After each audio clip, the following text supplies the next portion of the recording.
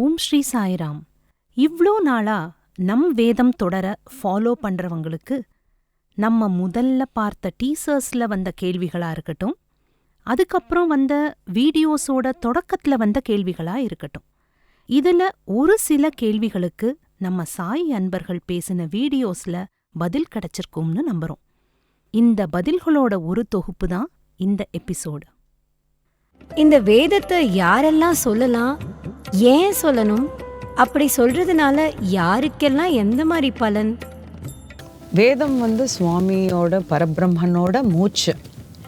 அந்த மூச்சு நம்ம எல்லாரும் தான் எடுத்துட்டு இருக்கோம் இல்லையா? ஸோ அப்படின்னா என்ன அர்த்தம்? நமக்குள்ளேயும் அந்த வேதம் இருக்குன்னு அர்த்தம் இல்லையா? ஸோ அதனால நம்மளோட பிலவட் சுவாமி நம்மளுக்கு ஒரு ஆப்பர்ச்சுனிட்டி கொடுத்துருக்காரு. அதாவது சுவாமி பார்த்தீங்கன்னா ஒவ்வொரு காலகட்டத்தில் ஒவ்வொன்று ஆரம்பிச்சிருக்காரு. பாலிவுட் கிளாஸ், மகிழா விங், சர்வீஸ் விங், யூத் விங்னு.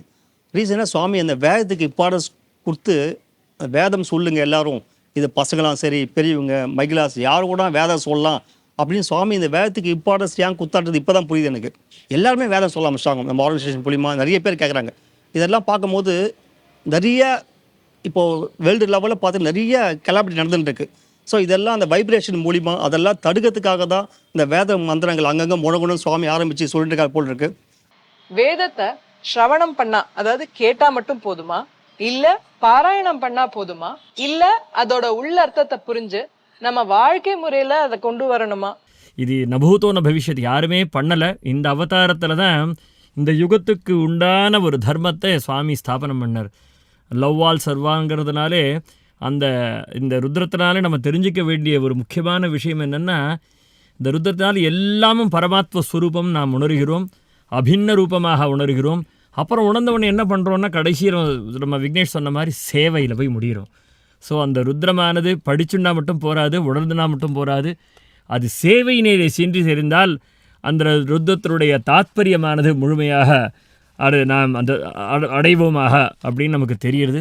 இந்த பிப்ரவரி மாசத்துல 14ஆம் தேதியிலேருந்து 25ஆம் தேதி வரைக்கும் பிரசாந்தி நிலையத்தில் நடக்க இருக்கிற அதிருத்ர மகாயஜ்யத்தை பத்தி சொல்லியிருந்தோம் இல்லையா? முன்னாடி நாம பார்த்த கேள்விகளுக்கும் இந்த யஜ்ஞத்திற்கும் என்ன தொடர்பு?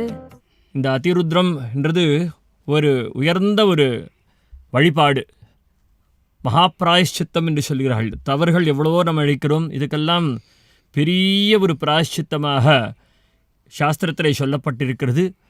இது ஒரு முக்கியமான ஒரு சிவ வழிபாடு. பாவங்களை போக்கிக் கொள்வது, பிராயச்சித்தம் செய்து தவறுக்கு வருந்துவது கடவுள்கிட்ட.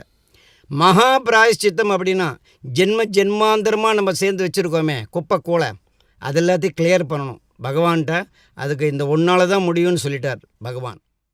இது வெறும் தொடக்கம்தான். இன்னும் நாம தேட வேண்டிய பதில்கள் நிறைய இருக்கு. லோகக்ஷேமத்துக்காக பிரசாந்தி நிலையத்துல இப்ப நடந்துட்டு இருக்கிற அதிருத்ர மகாயஜ்யம், அதை பத்தி முன்னாடியே சொன்னோம் இல்லையா?